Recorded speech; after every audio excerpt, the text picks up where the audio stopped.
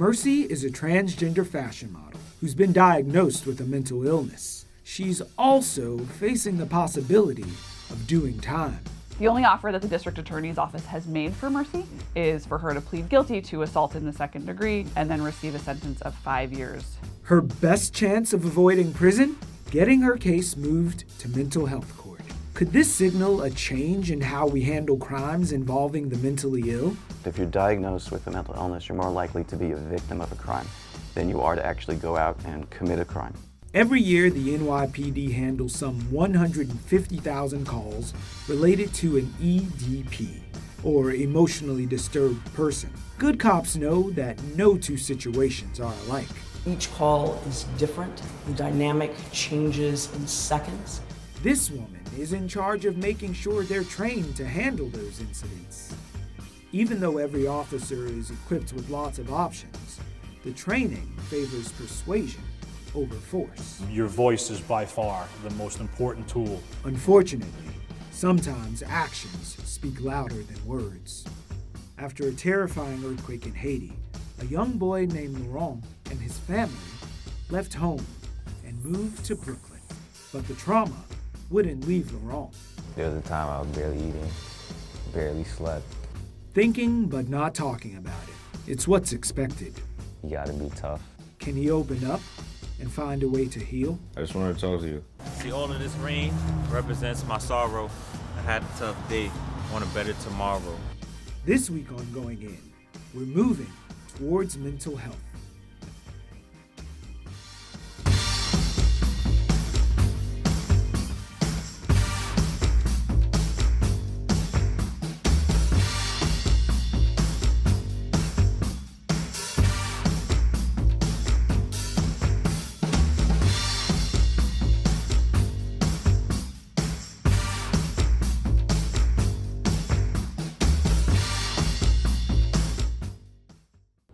Crazy people are considered mad by the rest of the society only because their intelligence isn't understood.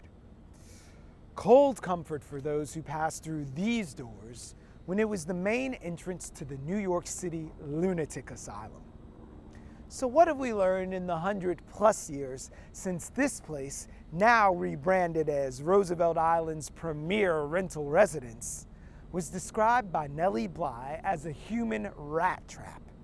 Easy to get in, but once there, impossible to get out. Not unlike the cycle of homelessness and incarceration facing many people with mental health issues. Across the nation in 2012, there were 35,000 patients in state psychiatric hospitals. That very same year, over 356,000 Americans with severe mental illness were behind bars. That's 10 times more mentally ill people in jail than in hospitals.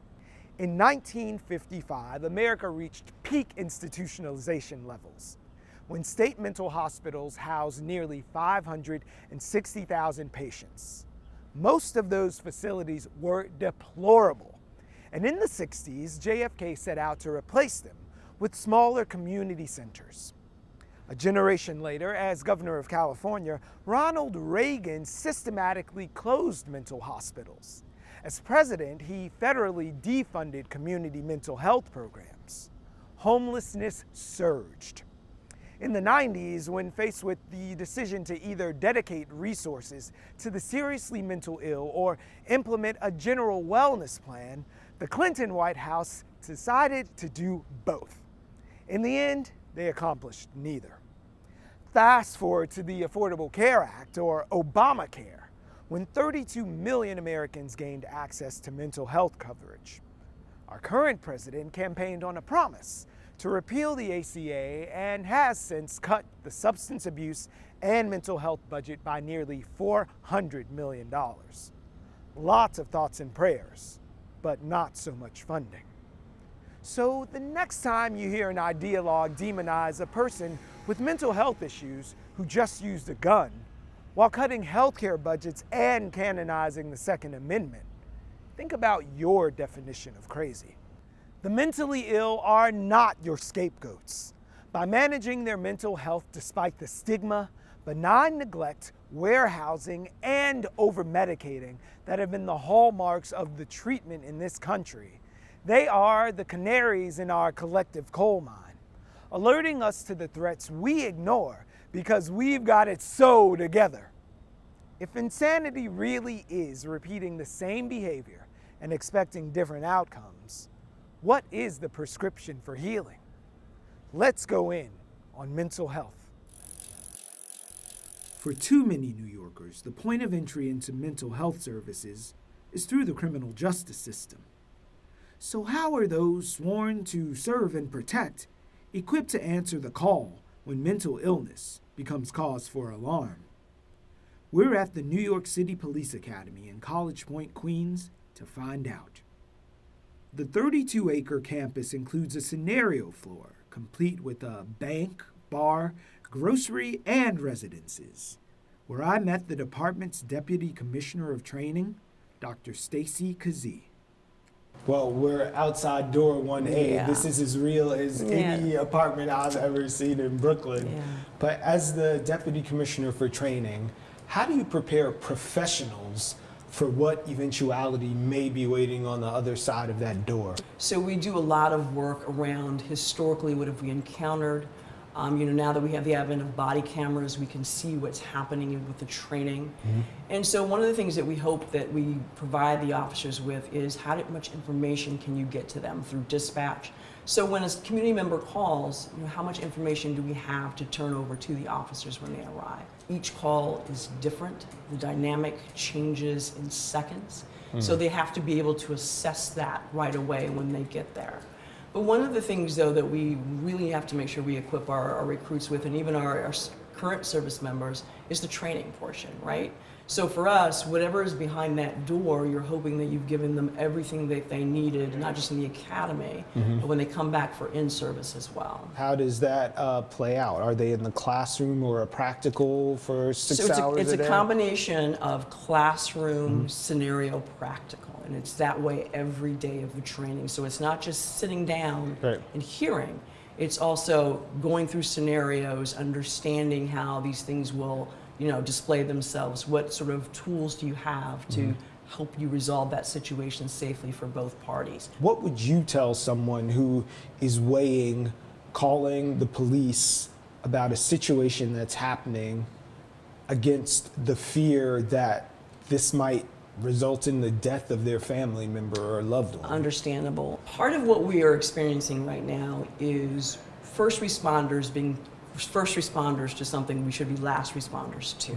But if they think that they have to make that decision of calling, they should be able to hopefully share with the call taker whether or not that person is under a doctor's care, if they have had these types of episodes or have been in crisis before. Do you believe they're going to be of harm of themselves or the person making the call? But for us, I think for me, the number one thing is I'm hoping that family already has a support system around them, that they have those things that they need and the calls they can make before making the call for, assistance from us. So first responder as last resort. Yep. Since its implementation in 2015, 7,000 members of the nation's largest police force have completed a 32-hour crisis intervention training, designed to equip them with knowledge and tactics to respond to emotionally disturbed person calls. I'm having my holiday party, something pops off, someone who's emotionally disturbed or even has a mental illness goes off track. I call 911. How likely am I to get one of your 7,000 people who've been through the program? So the department's tactic in addressing this situation and how we've rolled out the training is we're prioritizing supervisors for the training. Because whenever you have an incident like this, department policy mandates that a supervisor respond. Gotcha. So that's the quickest way to ensure that someone on the scene is trained and the supervisor is the quarterback of that incident. So them having this knowledge, this understanding of what it is we want them to do, they can impart that now on their subordinates. So I'm looking at a shield, I have a radio, a taser, handcuffs, the spray, my body cam, and a weapon here. Which of these is the most important tool when I'm dealing with a person who may be experiencing a mental break? So none of them. the most important thing that you have at your disposal is your ability to communicate. Your voice is by far the most important tool any police officer anywhere in the world has.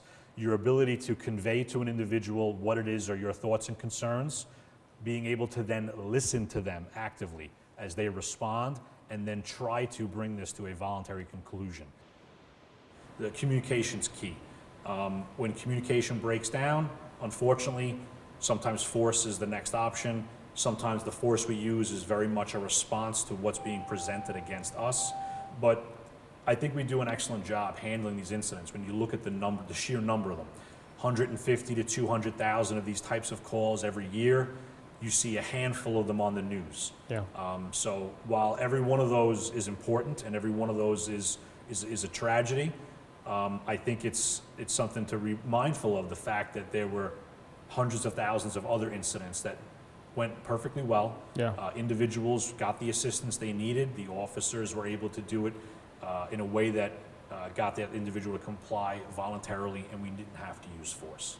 So do you think the police are just called on to do too much?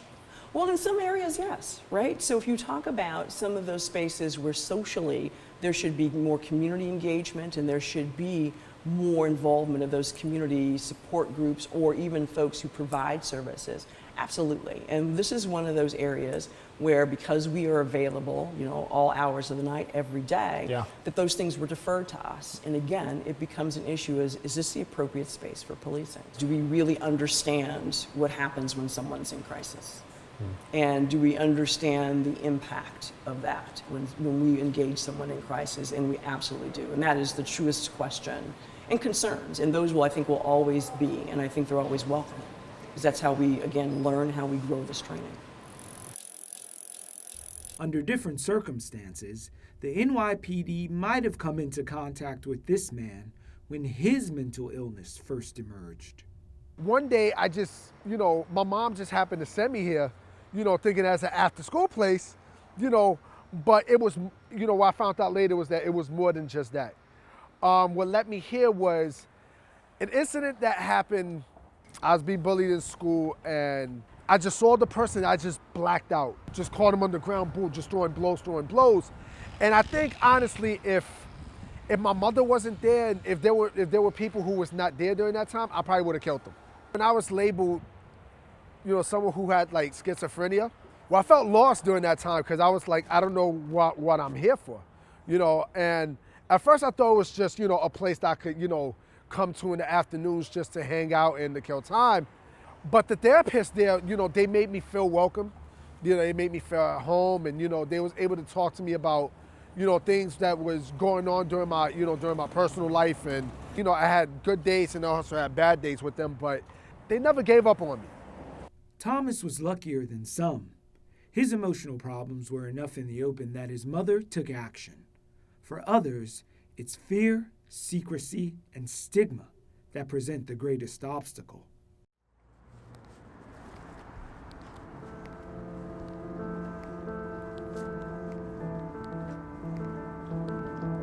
I remember the exact day. I'll never forget the date. It was around 4 p.m. maybe.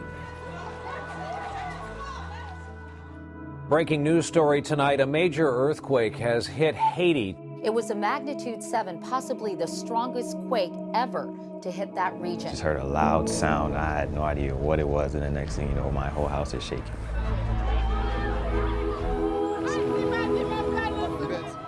I'm just scared. I'm a 10-year-old. I don't know anything about earthquakes. I'm looking up. I see the sky's gray from dust. I ran to my dad. My dad grabbed me up.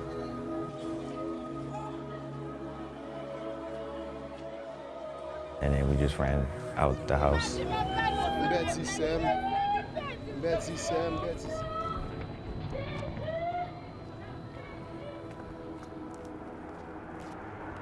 First thing that was on my mind is, how is everybody else doing? How are my friends doing?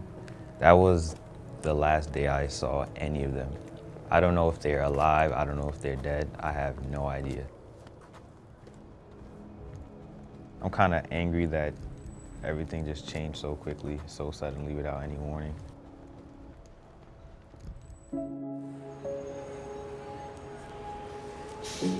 I live with my brother right now and my mom.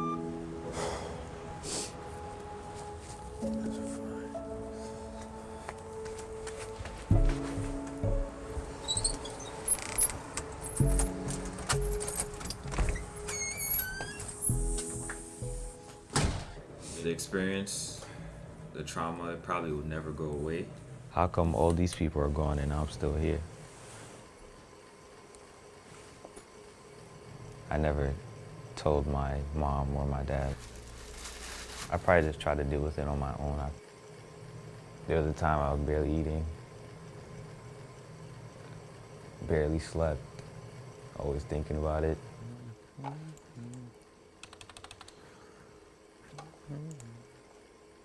Why don't I put this 40 on your lip then? Sip this tea. Music was always a coping mechanism for me, a healthy coping mechanism. I always try to find things that I know that are good for me to help me distract me from my issues. Where I'm from, when it rains, it pours. When I'm trying to get this money, make it rain some more. See, all of this rain represents my sorrow. I had a tough day, want a better tomorrow. Me and my brother, we had a talk, and it was the first time him and I had that talk. Yo, you about to sleep? Here you come out real quick. I just wanted to talk to you. I mean, I was kind of scared to talk to him because you gotta be tough. You shouldn't really talk about issues like that. And it kind of brought some emotions out of me. You know about the thing that happened in Haiti a couple of years ago. It was still kind of like on my mind, and it's not something I really like to talk about. And I don't really tell anybody, but I felt like I should man up and at least tell somebody. I kind of felt like my childhood was taken a little too early for me. Yeah, like what made you not say anything all this time? I've been doing better, much better than before. It's just, how do I continue on getting better? One of the reasons you didn't move past it is because you never really addressed it.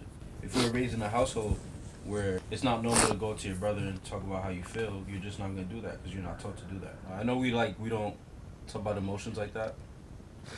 I just appreciate having you in my life. Well, before you said that, I wanted to say that I need you. I don't want you. I need you to know that I'm like approachable. It's kind of like relief, because like I don't usually open up like this to people. This is probably the first time in so long I just opened up like this.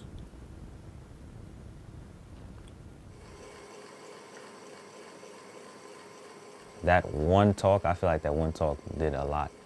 I had resources right here and I wasn't using it. It meant more because it was a family member. It was like, I've been holding this in for so long, it's been bothering me for so long.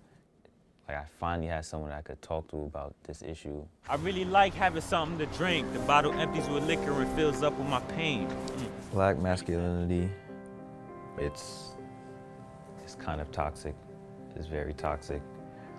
There's a lot of black kids out there that are going through something every single day and are afraid to talk about it because they're told to man up. I feel like the next step is essentially self-healing. Sometimes I feel like I'm a snap, man. I'ma lose it, but that's why I gotta let it out with this music. Cause where I'm from, when it rains, it pours. Somebody may be able to help you, but at the end of the day, the person who can mainly help you is yourself. You have to realize that your life is bigger than your trauma. I give God a call, but he don't answer me. I was always told that he would shield me like a canopy. Don't answer my voicemail, shit is such a bummer. It makes me wonder sometimes, should I delete his number? And I'm just hoping someone else that's listening, that's going through something, and they're like, wow, I have someone that's sharing my pain. Yo, I'm feeling upset, wondering what's up next, feeling like I dropped the... There are too many people that have taken their own lives that seemed just fine. They were smiling, but there's a lot that could hide behind a smile. And I know that I gotta stay positive, but sometimes I wonder what's the reason that I gotta live.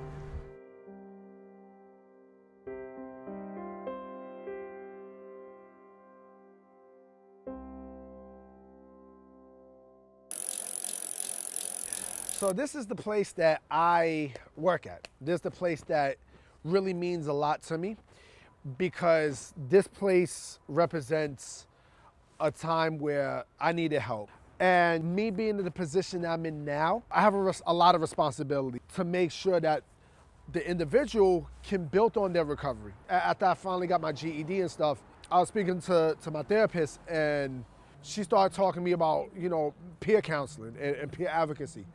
Now, when I got there, I thought I would be the only one who had like this issue because I'm the only one here who has gone through, a personal issue and who's gone through hell. But it was not like that. When I got there, I heard people tell their stories and it was like very eye-opening. It made me share, personal stories with individuals who were, in the midst of recovery. Peers are definitely a very important part to have in the mental health system because they can actually, make a change. They can get out of here with, that sense of hope that there is recovery. Don't ever feel like there's no help because there is help. Don't ever be ashamed, to say that you have an illness because, there's always a possibility of hope, always. Peer counseling is effective when it comes to helping other people with mental illness. But the stakes get even higher once the criminal justice system gets involved. Is there a better way? Ever since the train incident, I haven't been on a train. And I only feel safe in a cab.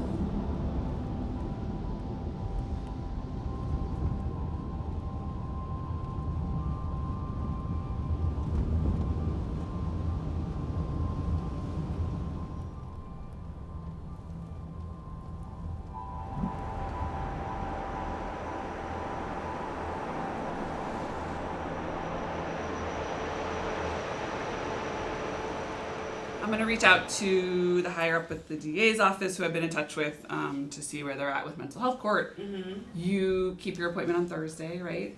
For Yes. therapy? Okay. And then we'll be in touch. Alrighty. Okay. Thank you.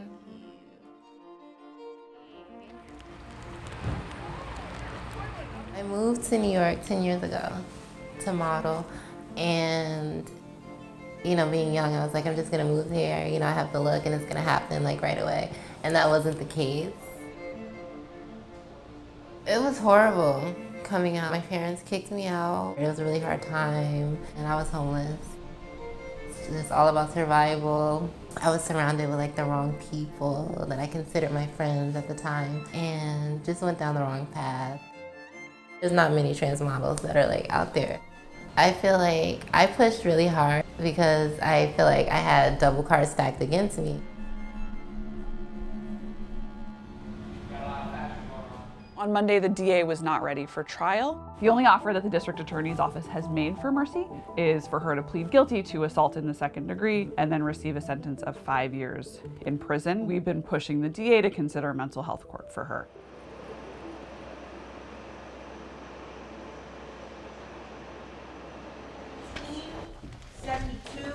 The Center for Court Innovation started this court in collaboration with the Office of Court Administration to deal with the huge numbers of people who are languishing in city jails with serious and persistent mental illness. Mental illness, it's not clear-cut. There's no perfect answer. I think it's a huge thing for people to just accept that they're mentally ill and that this is probably going to be a lifelong disabling condition.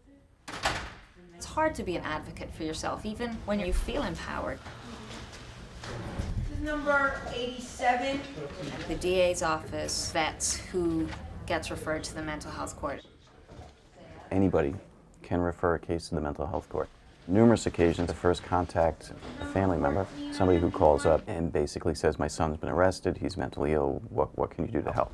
In the mental health court, we're careful to avoid any kind of stigma that really surrounds people with mental illness, and there's a mammoth stigma that surrounds mental illness, and we've done our best to sort of try to tamp that down and treat everybody in as respectful a way as possible. Come on up, I have your phase 2 certificate.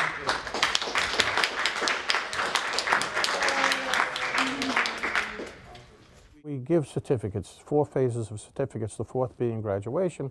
so that the person can have their progress marked. And we're talking about people that never received that in their life. So for me to be able to give them a certificate and recognize their achievements while they're going through the court has been a remarkable thing. Prior to the mental health court, it looked like traditional prosecution. And there might be a jail offer, and the only thing we would do would perhaps negotiate down from a higher period to a lower period. So no intervention at all to try to get the person to manage their illness and live a healthier life.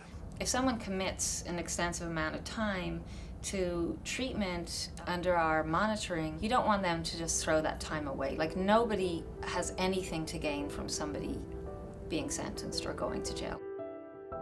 It'll mean everything to have it moved from criminal court to like mental health court. But the fact of the matter is that somebody who's been diagnosed with a mental illness is no more likely to be dangerous than a member of the so-called normal population. As a matter of fact, if you're diagnosed with a mental illness, you're more likely to be a victim of a crime than you are to actually go out and commit a crime. It has to do more with what your stressors were when you intended to do the things that you're doing. So we're not knocking out in the mental health court the element of intent. But most of our cases, people are charged with crimes where they intended to do what they did, and the mental illness was a feature, a facet. And if you can get them out of that distress, get them the right kind of care and treatment, get them to be less isolated, then you kind of reduce the elements that create crime in the first place. Or one of the remarkable things is how often complaining witnesses, when you explain to them what the mental health court is, how it is that they will very quickly agree to it, even in some cases where it's a crime involving strangers, where you would think that the person wouldn't necessarily endorse the idea of a non-jail disposition, but instead they actually do. It is possible that the case will go to trial on January 2nd, really hoping that they will consider mental health court for Merci. She's been out for almost 2 years now. She's stable, she has an apartment, she's modeling, she has a very supportive community. I'm just very hopeful that the Brooklyn DA's office will see that Mercy's case is perfect for mental health court and will give her the opportunity to go there and get much needed treatment.